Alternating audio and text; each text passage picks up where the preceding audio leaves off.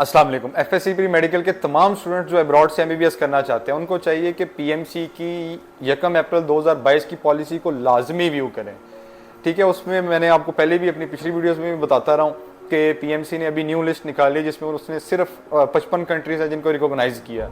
तो आप अगर उन 55 कंट्रीज के अलावा किसी भी कंट्री में एमबीबीएस के लिए अप्लाई करते हैं तो बाद में आपके लिए काफ़ी प्रॉब्लम्स हो सकती हैं। ठीक है, तो उसमें हमने ये भी बता दिया था कि किसमें आपको एडमिशन लेना चाहिए और कौन सी ऐसी कंट्री है जहाँ पे पहले बहुत सारे स्टूडेंट जाते थे लेकिन अभी उसका पीएमसी की किसी लिस्ट में ना होने की वजह से वहाँ से एमबीबीएस करने का आपको ऐसा कोई फ़ायदा नहीं होगा। ठीक है, इस वीडियो में आपको थोड़ा सा मजीद में एक्सप्लेन कर देता हूँ कि कंट्री लिस्ट 1 क्या है, कंट्री लिस्ट 2 क्या है और ए कैटेगरी की यूनिवर्सिटीज़ क्या है, बी कैटेगरी की यूनिवर्सिटीज़ कौन सी हैं और बच्चे को कौन सी कंट्री चूज़ करनी चाहिए और किस वजह से करनी चाहिए। ठीक है, आपको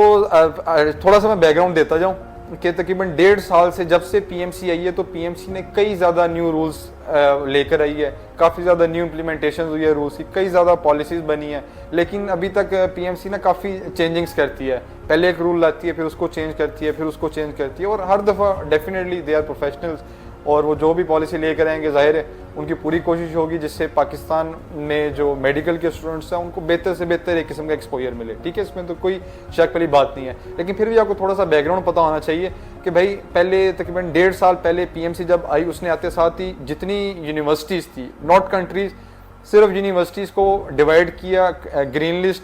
grey list and black list, जिसमें ये होता था जो यूनिवर्सिटी ग्रीन लिस्ट में होती थी वो रेडी टू गो होती थी, बिल्कुल परफेक्ट होती थी और पीएमसी खुद उसको ऑन करता था कि बच्चा अगर यहाँ से एमबीबीएस करेगा तो वो डेफिनेटली वो पाकिस्तान में एक्सेप्टेबल है। फिर ग्रे लिस्ट थी जहाँ पे ये कि कुछ रिस्ट्रिक्शंस थी लेकिन पीएमसी उसको इतना ना प्रेफर नहीं करता था। और फिर एक तीसरी लिस्ट थी ब्लैक लिस्ट की जिसमें तो पढ़ने का मतलब ही ये था कि गरीब तबाह दे, यानी वो ना वहाँ से पढ़ने का फ़ायदा कोई नहीं था। फिर थोड़े अर्से बाद पीएमसी एक नया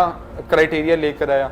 उसने फिर जितनी यूनिवर्सिटीज़ थी उनको डिवाइड किया A list, B list and C list में। पहले किस में थी categorization green, grey and black, अब पीएमसी ने किस में कैटेगराइज कर दिया था ए, बी एंड सी, जिसमें सेम वही चीज़ थी जो ए लिस्ट में थी, इसका मतलब अच्छी यूनिवर्सिटी, बी लिस्ट का मतलब कि हाँ यानी थोड़ा बहुत चल सकता है, गुजारा हो सकता है, और सी लिस्ट का फिर वही मतलब कि भाई अगर यहाँ पे गए ना तो बस आपका आगे पीछे कोई नहीं है। अब जो न्यू पॉलिसी है 1 अप्रैल 2022 की, उसमें पीएमसी ने देखा है कि भाई हम जो यूनिवर्सिटीज़ को कैटेगराइज कर रहे हैं हम क्यों ना कंट्रीज़ को ही डिवाइड कर दें,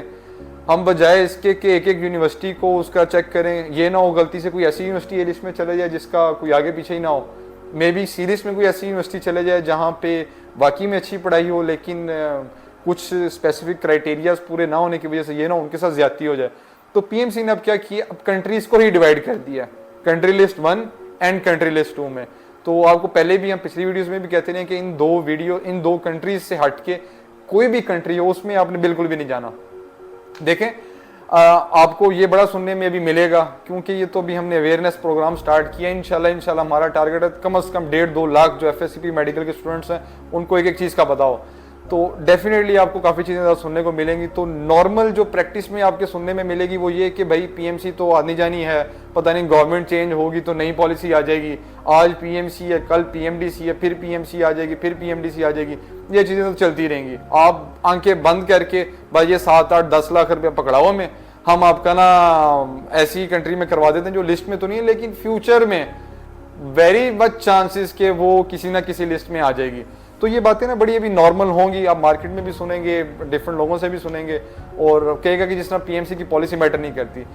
लेकिन जिस तरह मैंने आपको बैकग्राउंड दिया है ए बी सी का, ग्रीन ग्रे ब्लैक का और अब करंट कंट्री लिस्ट, इन तीनों चीज़ों में, इन तीनों लिस्ट में, इन तीनों पॉलिसीज में एक चीज़ कॉमन है। क्या चीज़ कॉमन है कि जो कंट्री पहले भी ब्लैक लिस्ट थी ना वो जब ए, बी और सी की कैटेगराइजेशन हुई तो वो तब भी सी लिस्ट में गई।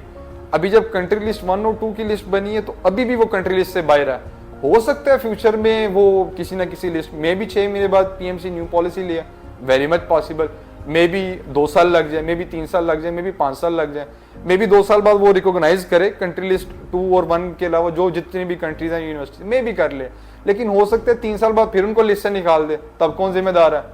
आप तो नहीं किसी को कह सकते कि भाई आपके कहने पर मैं गया हूँ, यहाँ आपने मुझे सही मशवरा नहीं दिया।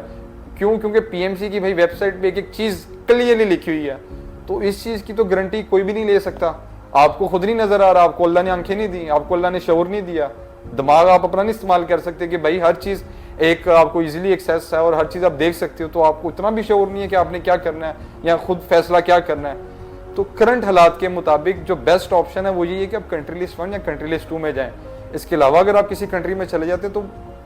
प्रॉब्लम आ सकती है। और जब फी बजट सेम है बल्कि कम है, कंट्री लिस्ट 2 की काफ़ी कंट्रीज हैं, तो आप क्यों ना उसमें अप्लाई करें। ठीक है, तो बस आप सबसे रिक्वेस्ट है कि आपने किसी भी कंट्री में अप्लाई करना है उसकी कंट्री लिस्ट 1 और कंट्री लिस्ट 2 लाजमी देख लें। और अगर आपको कोई ये मशवरा दे रहा है कि कोई नहीं बाद में देखी जाएगी या गवर्नमेंट चेंज हो जाएगी या PMDC आ जाएगा, तो इस चीज़ का ख्याल रखें कि अगर PMC ने उनको किसी लिस्ट में नहीं डाला तो कोई ना कोई प्रॉब्लम है वहाँ पे,